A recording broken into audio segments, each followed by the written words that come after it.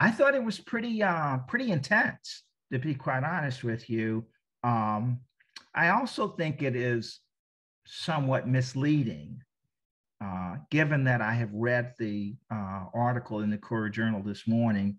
I think that Rand Paul originally was not in support of this bill, but ultimately he actually was in favor of and actually supported a bipartisan effort. So, as the record stands now, he is actually not against this bill, but in favor of it.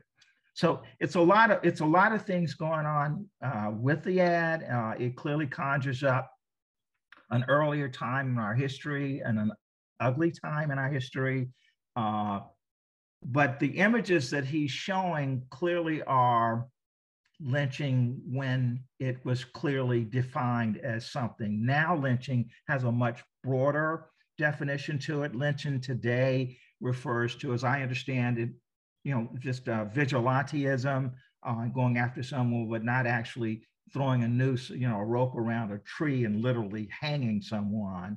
And it largely, in my opinion, it also largely has more of a symbolic um, feel to it now, for lack of a better term, in the sense that not saying it's not important, but saying that when it was clearly needed back in the 1800s, 1900s, and even into the middle of the 20th century, lynching was still occurring. And not to say that it's probably not still occurring somewhat now, but the ad makes it appear as though that this is something that is clear that is occurring on a regular basis, as it did at one time, and that's not the case. And so it's got really good shock value, but it's a little misleading, to be honest with you, and it's